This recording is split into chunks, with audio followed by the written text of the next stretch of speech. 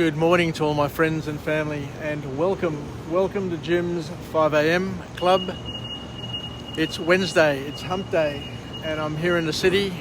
I'm back after a long weekend away. I was up at Nelson Bay with my family, and we enjoyed 3 or 4 days of good weather, and back at work today in the city, away from the beaches. Even though up there it had rained for the 2 weeks, maybe a month ago or a couple of weeks ago, and the waters were still brown and churned up, and not all that pleasant. But from what I can see here, the harbour is still got a bit of a brown tinge to the water. The breeze, from what I can see today, is an easterly breeze. There's a bit of heavy cloud in the sky.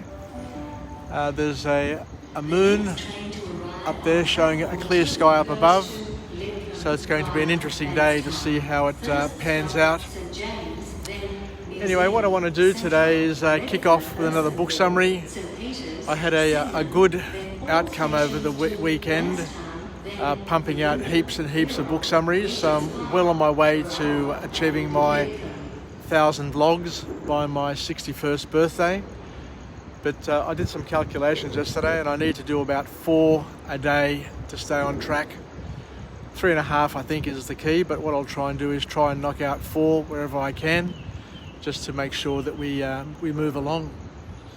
So the book summary that I want to cover today is entitled No One Wants to Read Your Shit by Steven Pressfield, who's a professional writer. And he tries to teach people, and obviously to try and teach us, how to learn to write like a pro. Learn to write like a pro so you can tell stories like a pro. And he talks about the importance of engaging in deliberate practice to get better. And his book covers 119 lessons for improved story writing and writing technique, so that you can learn the recipe, learn the technique to hit the ground running. So the first formal point which comes out of his book is where he says that every piece of writing, let's go on our walk and talk, and I'll just head down and out. He says that every piece of writing needs to have a concept. You just don't start writing without having a concept or a starting point to get you going. And a concept is important because it puts a different but unique spin on an existing idea. And we need to stir emotion so to ignite, engage the reptilian, the old brain that we have, where we are caused or led to flight or fight. So the first thing we need to do is to startle us, to get us to freeze, and to gain, I guess, our attention. So that's why media, that's why news stories are always alarming and spread fear, uncertainty and doubt, because it's only through the spreading of FUD, fear, uncertainty and doubt, that you engage the reptilian, the old brain, and you cause people to stop and to then instinctively fight or flight. So let's get out of the way here because this train's coming in, so I'll try and get out of the way of the train, get down the stairs and get out of the station before all the other people start coming through. So it's important, as the author says, to put a unique spin, to be a spin agent on an existing idea, because at the end of the day, we've learnt time and time again that there's no original thought. Everything that you and I will ever come up with in our life has been thought about before and has occurred before. It's just that we need to see it through a fresh set of eyes, put a modern spin on it, a contemporary spin, so to speak, so as to make it relevant for people to want to consume it today. So we need to approach things from a different angle in order to shut out all the other perspectives. And as I said, to make it fresh, to make it new, and to make it interesting. And one of the ways we can do it is by turning the silver medal into a gold medal, turning something that we already know into something which is worth looking at again and making it fresh and interesting, as I said. And an example of this is 7-Up in their advertising campaign. What they've done is they've embraced the fact that they're second, that they're not the preferred go-to beverage. And in their advertising campaign, they describe themselves as the uncola, the uncola. So they embrace, g'day mate, their silver medal, their secondary status to make it work for themselves. So the author then calls us to action, and he says here that before you start writing, the first thing you must do every single time is to come up with a concept, to come up with an angle, to come up with something that's going to capture people's attention, something that's going to disrupt the status quo, so that you set yourself free and set yourself clear of all the existing noise that is around, because we are in an era where we're inundated and flooded with messages, with noise.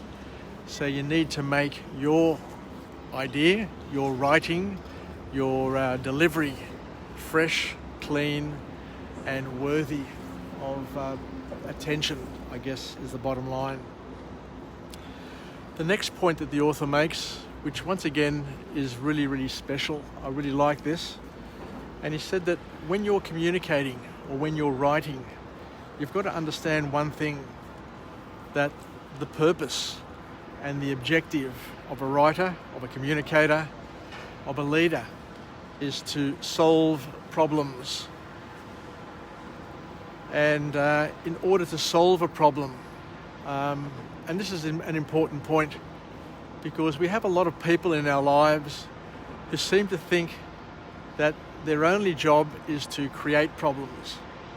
You know, the people that I'm talking about, the ones who come up with all the problems in the world, the conspiracy theorists, the ones who love setting things up to initiate and to foster and to be promoters of fear, uncertainty and doubt. And I ask myself all the time, what's the purpose? What's the purpose of telling us what you're telling us? What's the solution? Because all you seem to be doing all the time is just coming up with bloody problems. You know, we've all got enough problems in our lives. We don't need others to keep on reminding us about problems and bringing up problems time and time again. So when you're communicating with people or when you're engaging people, always sit back and analyze what they're saying, and ask yourself, is this person communicating in order to solve a problem, or are they communicating just to express and to pass on an eternal litany of problems? And I've got to tell you, the people who keep on coming up with problems over and over again, who keep on reminding us and infecting us with problems, are not doing us any favours, because what they're doing is we're loading up our brains with all of these fears, with all of these issues, with all of these challenges, and they never seem to go away. Even if you're sleeping, even if you're relaxing, your subconscious is mulling over those problems. And it's no doubt it's no wonder, I should say, that people are worried all the time and depressed or anxious about their future, because they've got people around them who are always reminding them of their failed past and their uncertain future, as opposed to helping them solve those problems, eliminate those problems, and just negate those problems. So in order to write and to write effectively, you need to be able to relieve resistance by asking yourself the following question: what is the problem here? And also to understand that once you understand that there is a problem and you've got the problem, then the solution always lies within the problem. That is a wonderful piece of advice, that each problem has its solution embedded in it. The problem always has the solution, and you always need to understand, as Marie Forleo reminds us in her writing, that we, you, me, everyone can always figure out the solution as long as you embrace it, take ownership of it, and work it and in a way where you're not stressed, so you can think about it, you can act on it, and find a way around it, under it, through it. So you need to figure out the problem, and you'll always find a suitable solution. But we mustn't be overwhelmed with problems all the bloody time, because that in itself is draining. Don't hang out with people who are going to remind you of your failed past or of your uncertain future. Hang out with people who live in the present, who are doing things to improve their lives, and by them improving their lives, there is a flow-on effect that you too will also be improving your life by association. Then the third point of this book is the author basically tells us how to do it. And he says that all good storytellers, all good writers, follow a simple principle, a simple rule, and it's called the 3-act structure, and it applies to all writing. So what is the 3-act structure? The 3-act structure is universal and paramount to good writing, to good storytelling, and to getting the outcomes that you desire in the work that you put together. There are the 3-part act. So all good storytellers use the Holy Trinity of storytelling and writing, and it's the beginning, the middle, and the end. So there are 3 pieces that you need to focus on and deliver. The other way of looking at it, some people call it the beginning, middle, and end. Other people call it the hook. Hook your audience by saying something that's going to stop them in their tracks, capture their attention. Then you build on that, and then you offer the payoff. Other people call it the setup, the progression, and the punchline. But all writing must have the following. It must pull us in. It must string us along, and then reward us with a grand finale. So just think of that. The thing I've noticed today is that the lights in this little structure, this little statue over here, this steel metal eyes not working today. That's interesting. Anyway, let's kick on. So there's a formula. There's a formula for all things in our lives. The trick is we just need to identify what the winning formula is, and this author, Steven Pressfield, is able to remind us that the way you do it is the 3-step structure.